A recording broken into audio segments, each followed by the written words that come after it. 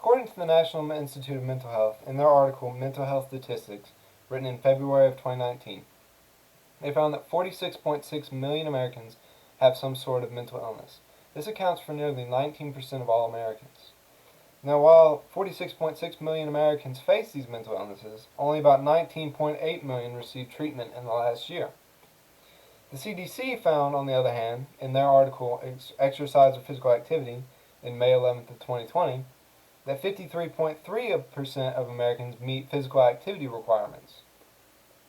This disjoint in statistics shows that most people believe that while their physical health is quite important, their mental health isn't as important. I argue, however, that the mental health is just as important as physical health. Back to that famous statistic that nearly 1/5 of all people have some sort of mental illness, it is not a stretch of the imagination to say that you or somebody you know, such as a loved one or family member, has some sort of mental illness. Now, I talk about this case because I myself am diagnosed with a mental illness. At the age of 16, I was diagnosed with bipolar disorder, and I've been hospitalized 4 times since then, and I believe true and wholeheartedly that if I had not received the treatment that I did, I would not be here today. Now I will define my objects, set forth my hierarchy, and apply my debate. The 2 objects that I'm facing today are physical health and mental health. Now I will define both in a quite similar manner, and it is quite simple. Physical health will be denoted as care for one's physical wellness, or in other words, the treatment of physical illnesses that affect the physical body. Mental health, on the other hand, will be defined in the same way as the treatment of mental illnesses that affect the psyche. Now I will discuss my hierarchy and why it matters. I will compare these 2 objects in 3 different ways, namely mortality rate, impact on societal functioning, and drug addiction that stems from each of these objects. Now, mortality rate is important because nobody deserves to die from something they have no control over. And while many people do die from physical illnesses, those who die from mental illnesses typically have an option to get over it. And they are able to usually overcome this death. The impact on societal functioning is important because if nobody could societally function, then we would never move forward as a society, and therefore we would be at the worst. And drug addiction comes in a very interesting way. Mostly, when people are dealing with drug addiction, they are negatively affecting the population and society. However, when they are treated for that drug addiction, they can become positive influences on society. And losing somebody to society from drug addiction is so tragic.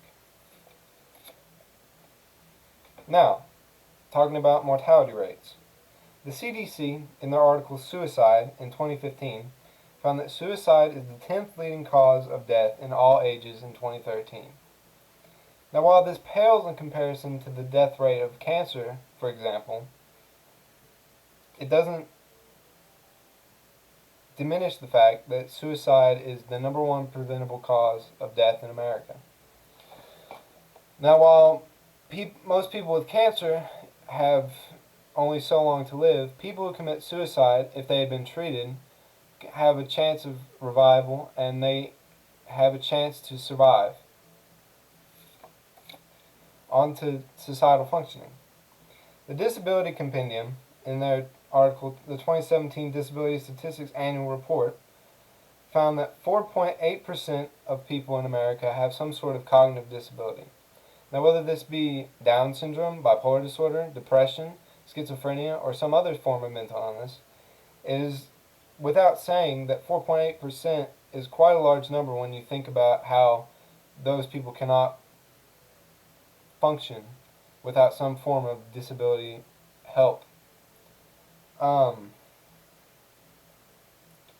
Without the use of mental illness treatments, we can find that a large portion of the United States population would be useless to society, and if we could treat them, then we would find that a lot of people would be a lot better for society. On to drug addiction. The CDC, in their article Prescription Opioids, found that 191 million opioid prescriptions were written in 2017. Now, this is a statistic that proves that many people have problems dealing with long-term pain or short-term pain, and that this is a terrible thing for people that need to deal with these things. However, this number pales in comparison to the number of illicit drugs that are being bought and sold worldwide. Ritchie and Rosen, in their article Opioids, Cocaine, Cannabis, and Illicit Drugs, written in April of 2018, found that 750,000 deaths were from overdoses every year. This is only the overdoses. This doesn't account for just the fact of how many illicit drugs are sold every day. Now I will conclude my argument. I've gone over my objects, I've gone over my hierarchy, and I've applied my debate. Now I hope that you see that physical health and mental health are equal when it comes to importance. I hope that you will advocate for mental health awareness and fight the stigma, and I hope that you will help others that can't help themselves. I believe that by fighting the good fight, and by fighting stigma and ignorance, we can all become better as a society. I believe that our society will be even better if we can fight the compassion and loving of our neighbors.